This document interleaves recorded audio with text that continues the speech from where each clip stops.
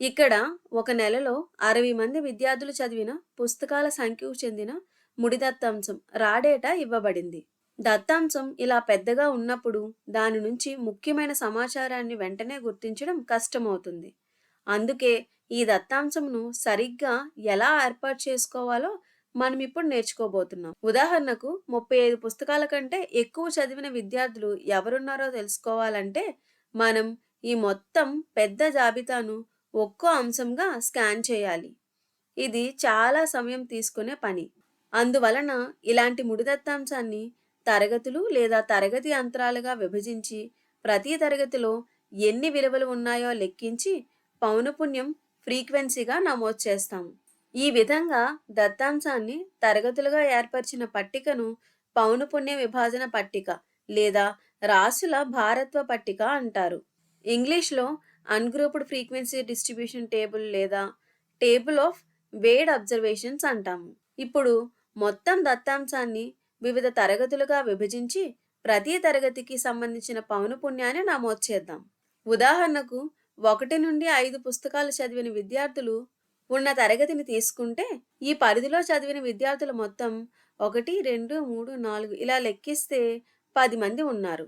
కాబట్టి తరగతి అంతరం 1, 5కు తరగతి పౌనపున్యం 10 అవుతుంది. అలాగే తరువాత 6 నుంచి 10 పుస్తకాలు చదివిన విద్యార్థుల తరగతిని తీసుకుంటే ఇక్కడ 10 మంది ఉన్నారు. అంటే పౌనపున్యం 10 అవుతుంది. ఇలానే మొత్తం పట్టికను పూర్తి చేస్తే ఈ విధంగా వస్తుంది. ఈ పట్టికలో ఉన్న ప్రతి వర్గం లేదా సమూహంను తరగతి లేదా తరగతి అంతరం క్లాస్ ఇంటర్వెల్ అంటారు. ఇక్కడ 1 to 5, 6 to 10, 11 to 15, 16 to 20, చివరిగా 36 to 40 ఇవన్నీ తరగతి అంతరాలు.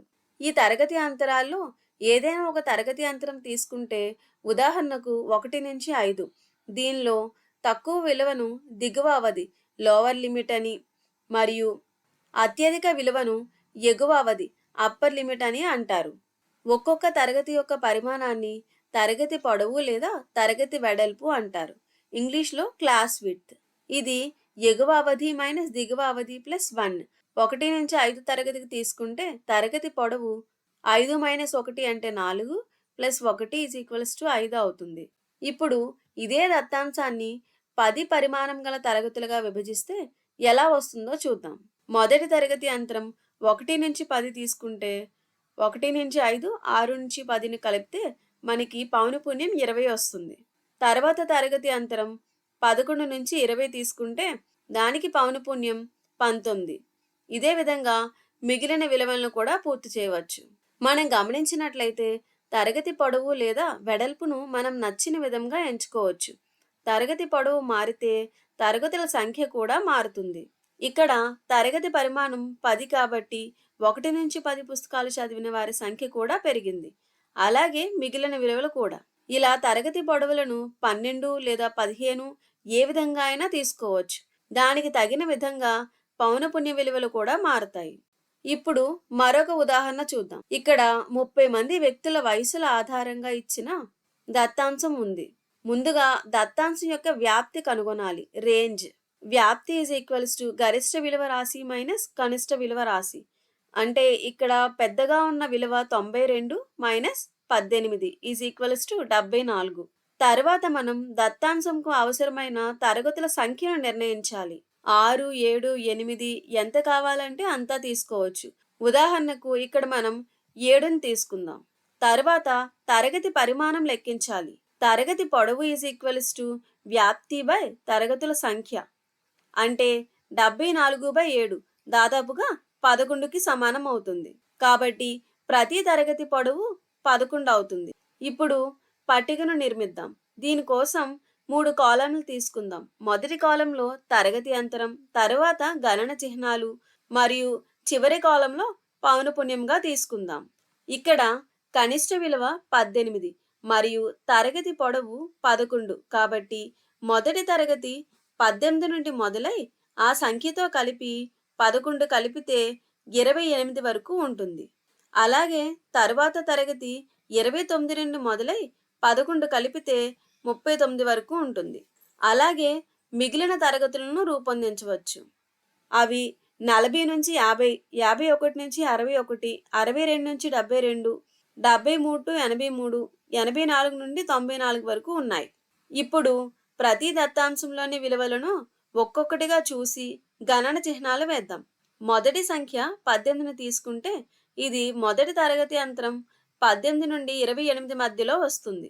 కాబట్టి ఈ గణన చిహ్నాన్ని మొదటి తరగతిలో ఉంచుతాం.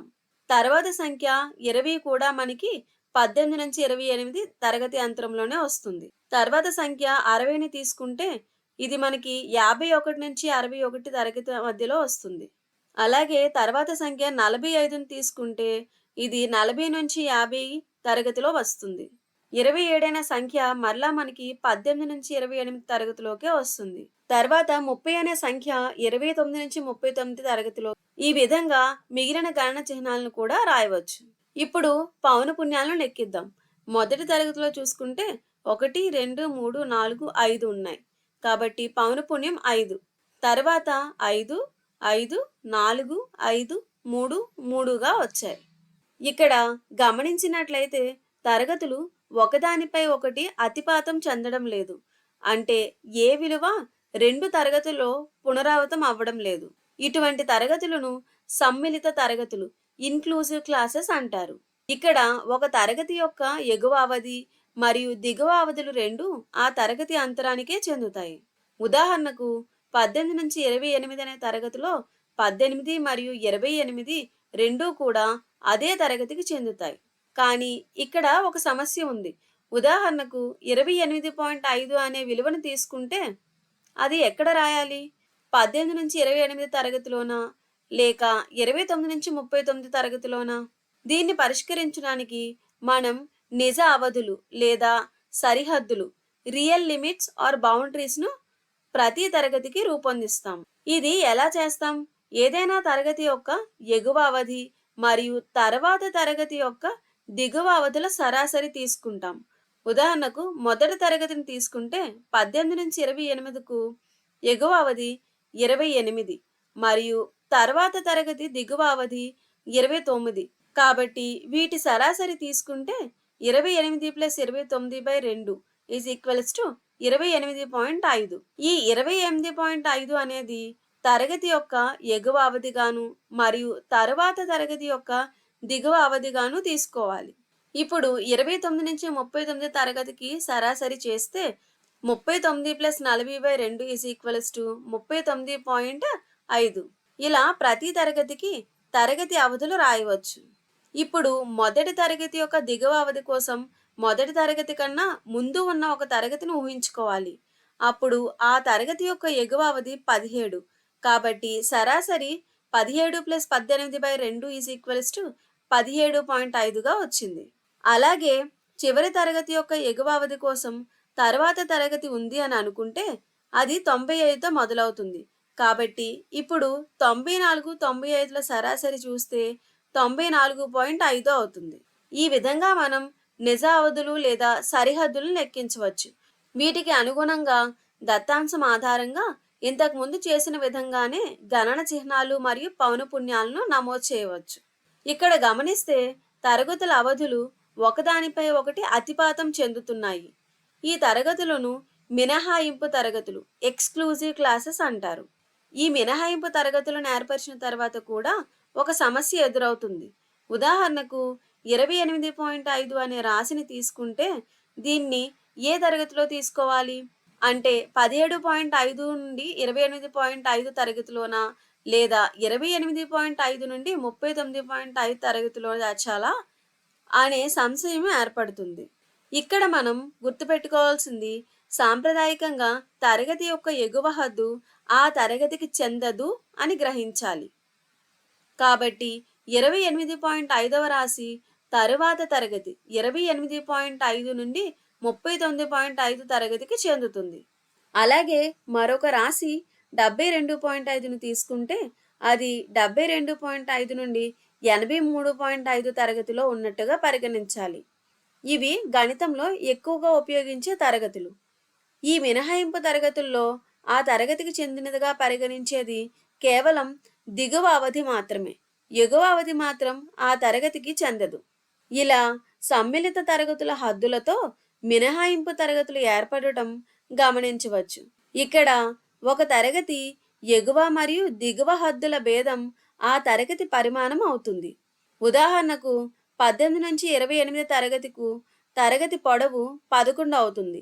ఎందుకనగా తరగతి అవధుల భేదం 28.5 మైనస్ 17.5 11. ఇక్కడ ఇంకో విషయం గమనించాలి. ఈ పట్టిక నుండి ఒక్కో పరిశీలన లేదా రాశి విలువను ప్రత్యేకంగా గుర్తించడం సాధ్యం కాదు. అయితే ప్రతి తరగతికి చెందిన పరిశీలన విలువను ఆ తరగతి దిగువ మరియు ఎగువ సరిహద్దుల సరాసరిగా తీసుకుంటాం. దీన్ని తరగతి మధ్య విలువ క్లాస్ మార్క్ అంటారు. దీనిని మనం సగటు మీన్ లెక్కించడం నేర్చుకునే సమయంలో మరియు ఏదైనా దత్తాంశంకు మధ్యగతం కనుగొనే సందర్భంలో ఉపయోగిస్తాం. ఉదాహరణకు దీన్ని ఎలా లెక్కిస్తారు? ఒక తరగతిలో దిగువ అవధి మరియు ఎగువ అవధి మధ్య సగటు అంటే 17.5 plus 28.5 is divided by 2 is equals to 23. ఇది తరగతి మధ్య విలువ అవుతుంది. అలాగే అన్ని తరగతుల యొక్క తరగతి మధ్య విలువలను లెక్కించి ఒక కాలంలో రాసి తర్వాత మనం సగటు లేదా మధ్యగతం లెక్కించే సూత్రాలలో ఉపయోగించవచ్చు. మనం ఏం నేర్చుకున్నాం?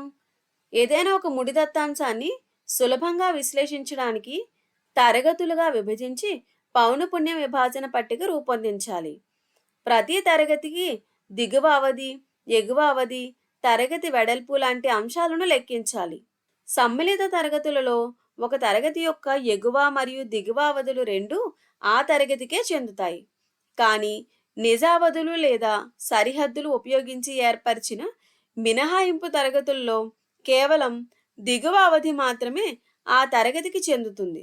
ప్రతి తరగతికి చెందిన పరిశీలన విలువను తరగతి మధ్య విలువ క్లాస్ మార్క్ ద్వారా ప్రాతినిధ్యం చేసుకోవచ్చు. ఇది తరగతి దిగువ మరియు ఎగువ అవధుల సగటుగా లెక్కించబడుతుంది. తరగతి మధ్య విలువను ఉపయోగించి సగటు, మధ్యగతం వంటి వాటిని సులభంగా లెక్కించవచ్చు. పెద్ద మొత్తంలో ఉన్న దత్తాంశాన్ని ఇలా తరగతులుగా మరియు పౌనపున్యాలతో సరిగా ఏర్పాటు చేయటం ద్వారా గణనాత్మక విశ్లేషణలు వేగంగా, సులభంగా చేయగలుగుతాం.